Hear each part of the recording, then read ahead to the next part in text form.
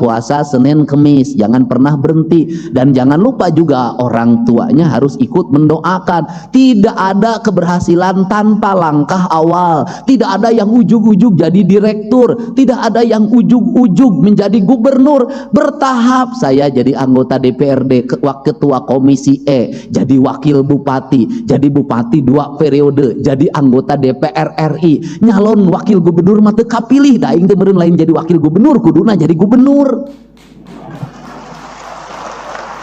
Semua perjalanan kita bisa melewati dengan baik, dan semuanya harus dimulai. Jadi tidak ada keberhasilan itu langsung sampai ke puncak, tidak ada. Yang langsung ke puncak nanti tidak akan lama dia akan turun lagi. Kenapa? Karena dia tidak memahami tahapan-tahapan hidup dengan baik.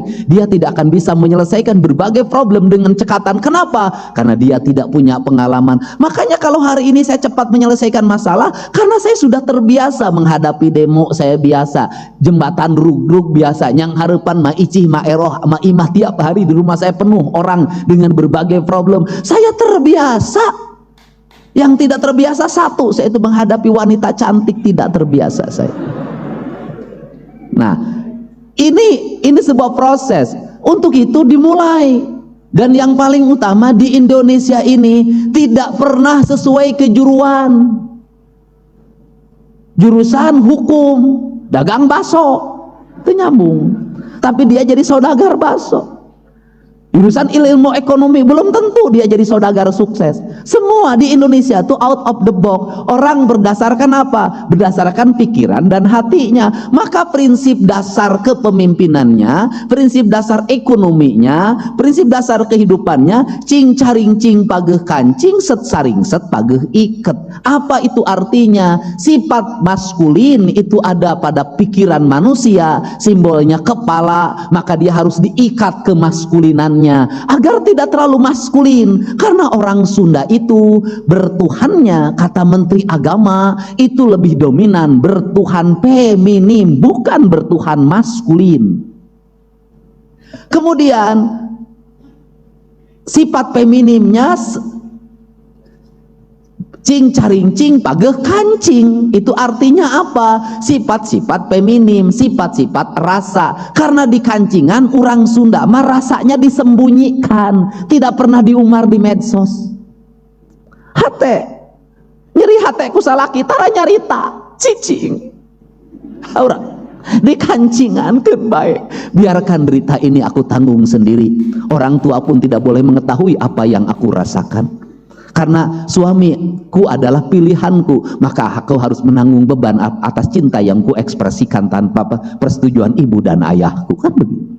Ulah giliran ngajodoh sia di satujuan, giliran ngagugat cerai sia bebeja, ulah. Ini ditahan di sini. Kancing, kancing itu simbol apa? Simbol feminisme. Simbol apa? Simbol aurat. Karena simbol aurat, simbol apa? Simbol syar'i. Maka ada feminim, ada maskulin. Yang maskulin teh yang diikat, tapi jangan terlalu diimbar maskulinismenya. Lambangnya apa? Ikat hulu. Hulu naon? Maung. Maka lambang maskulinnya orang Sunda maung. Maung. Maung masuk sorangan. Tara abring-abringan. Maung mah lamun moro sorangan, tara abring-abringan. Jadi kalau hari ini ada yang mengaku maung tapi sok abring-abringan, lain maung eta mah sia teh bebek. Oh ya maung mah celurit. Oh wah sia teh. Kemudian maung itu punya karakter. Satu, dia punya teritorial, punya wilayah kekuasaan. Di cirianana kumaha di kiihan. Itu kalau ada tiang maung kiih, itu wilayah teritorial batasan. I aing rajana sia, ulah diganggu. Nah kemudian yang kedua adalah dia senang pada kesendirian.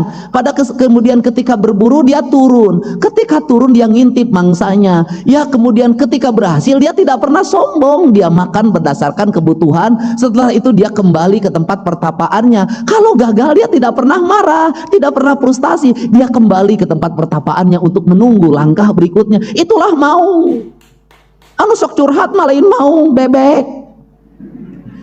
Kemudian itu lambangnya, sifatnya bagaimana? Dedehan, ulasan, asian. Itu kok suka memakan? Tidak. Itu adalah bagian dari tugas titah alam, titah Tuhan, bahwa dia adalah pengendali seluruh ekosistem pada sebuah wilayah. Mau? Yang kedua, sifatnya sifat feminim. Sifat feminim ada di siapa? Lambang laut, yang itu gunung, leuweung, yang ini laut. Laut lambangnya apa? Ibu ratu. Ibu ratu lambangnya apa? Cantik, tinggi, rambutnya terurai panjang, menggunakan baju yang hijau, hijaunya hijau laut. Tugasnya dia apa? Menjaga ekosistem laut, menjaga biota laut. Maka dia cantik jelita, tiada tanding, tiada banding, rupa yang tiada tara. Maka indah banget lukisan Basuki Abdullah itu luar biasa tentang Nyi Ratu. Jadi itu simbol maskulin dan feminim. Di tanah Sunda kesempurnaan, di tanah Jawa hanya ada feminimnya. Di tanah Sunda dua-duanya ada maskulin, ada feminim. Itu simbol. Apa yang membuat menjadi si isu kemusyrikan? Atuh da Nyi Ratu Kidul kunaon jadi Nyi Belorong. Nah, Nyi Belorong teresep kalalaki teu kaharti aing mah. Nah, ini problem. Untuk itu apa sih? Filosofi ini harus segera dibenahi, dikembalikan pada narasi dasarnya. Itu simbol. Nah, untuk itu kesempurnaan manusia sebagai manusia-manusia yang sudah selesai S1, S2, dan S3, maka dia menjadi manusia yang seimbang. Otak kiri, otak kanan, bilik kiri, bilik kanan.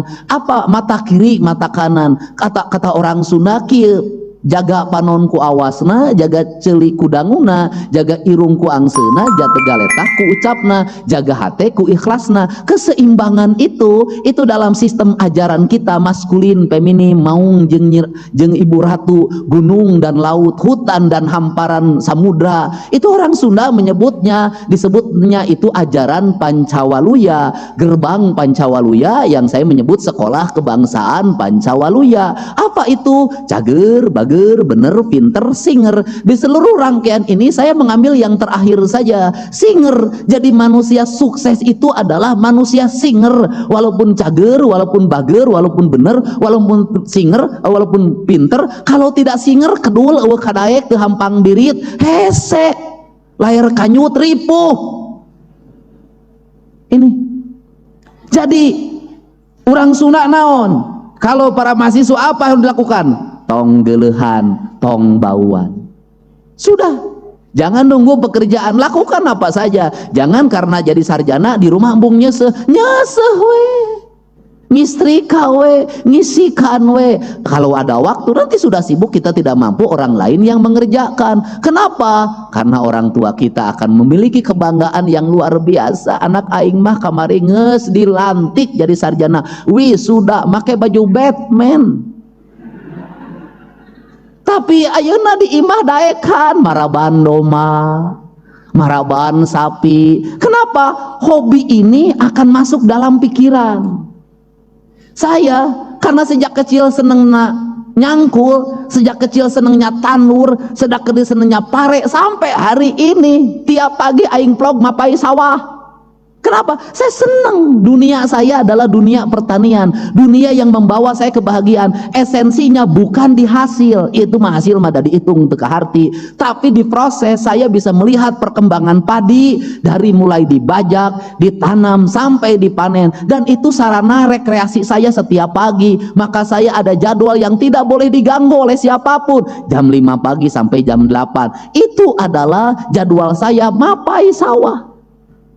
Nah, kemudian apakah secara ekonomi menguntungkan bagi seorang Deddy Mulyadi? Menguntungkan. Kenapa? Maka uang saya digunakan untuk membersihkan saluran air, untuk membayar anak orang-orang yang nyapu di jalan, untuk menanam pohon, untuk membuat berbagai desain arsitektur bangunan yang indah, dan itu dinikmati banyak orang. Kenapa? Kalau saya tidak punya hobi itu, maka saya pilih yang lain. Jalan-jalan ke Singapura, pergi ke Prancis, kemana-mana muter ke Bali, nggak pernah berhenti. Terus yang menikmati hanya diri saya, bukan orang lain. Tapi dengan hobi saya ke sawah, berapa orang yang terhidupi dengan itu, berapa jalan yang bersih, dan akhirnya di kampung saya ribuan orang tiap hari Sabtu dan Minggu memenuhi jalan untuk berjalan kaki di hamparan sawah yang indah. Maka hobi saya memberikan manfaat bagi banyak orang dan infrastruktur menjadi baik. Itulah pemimpin. Nah, itu. Kemudian resep saya naon ngingu domba, ngingu hayam, ngingu bebek, ngingu lauk, sudah itu bagi saya senang saya. Itu adalah interaksi sosial. Kenapa? Bagi manusia yang sudah bisa memahami alam, bisa memahami kosmologi, bisa memahami seluruh makrokosmos dan mikrokosmos dengan baik, maka orang itu tidak perlu rekreasi. Kenapa? Karena dalam setiap hari dia bisa menikmati rekreasi. Bangun tidur dia rekreasi, tengah malam dia keluar lihat bulan rekreasi. Bukankah itu sistem ekonomi? Untuk itu jangan pernah mengagumi tempat orang lain yang indah. Yang harus dilakukan adalah mengembalikan kampung halaman kita menjadi indah. Itu nggak usah ngomong Perancis sungainya jernih, nggak usah ngomong Swiss sungainya indah. Yang harus kita lakukan bagaimana Citarum menjadi jernih. Itu jangan lagi membicarakan Jepang, bahwa Jepang itu indahnya luar biasa. Tidak, Jawa Barat, mari kita bersama-sama kita tata menjadi indah. Mata saya tidak pernah berhenti sepanjang jalan saya dari arah Subang kanan kiri. Saya lihat bangunan kumuh di mana-mana. Saya langsung perintahkan hari Senin bangunan itu segera bongkar. Kita siapkan warung-warung yang indah dari bambu yang tertata. Biar para pedagangnya kita latih untuk apa? Hamparan bumi Pasundan, sepenggal tanah yang diciptakan Allah saat tersenyum, harus kita wujudkan itu, bukan hanya menjadi kata-kata dalam setiap waktu. Untuk itu saya mengucapkan terima kasih.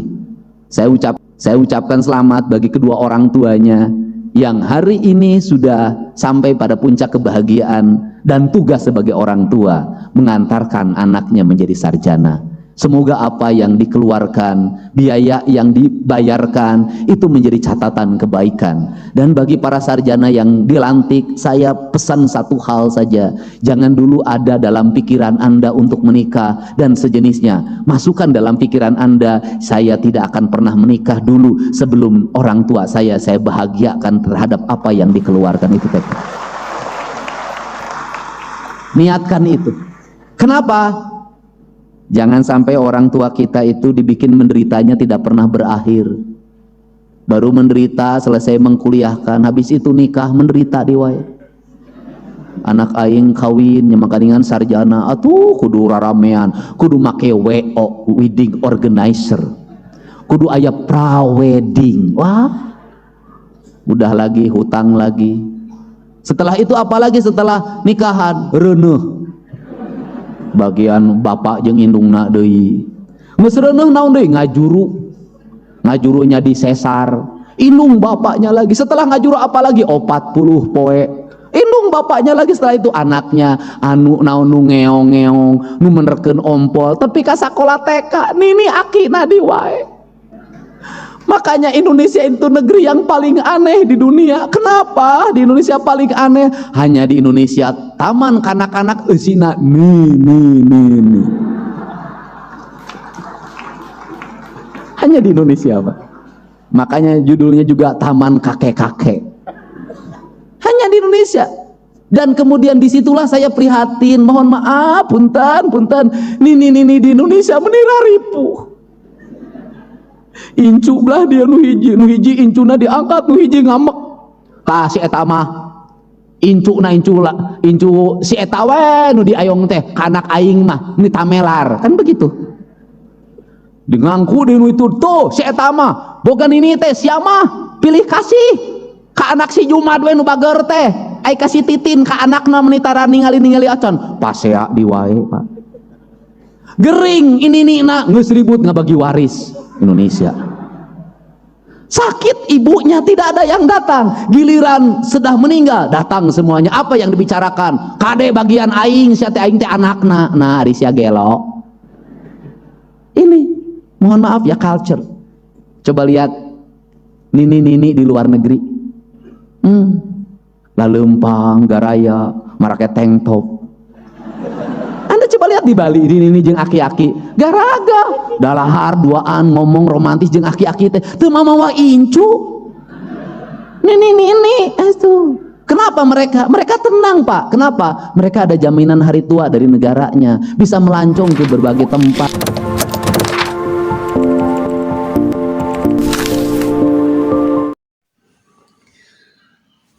Assalamualaikum warahmatullahi wabarakatuh. Alhamdulillah sudah mendengarkan ceramah ini, semoga ilmu yang didapat barokah dan bermanfaat, dan kita semua selalu diberikan kesehatan, diberikan kelancaran rezeki, dimudahkan segala urusannya. Amin Allahumma amin. Sekian, terima kasih. Assalamualaikum warahmatullahi wabarakatuh.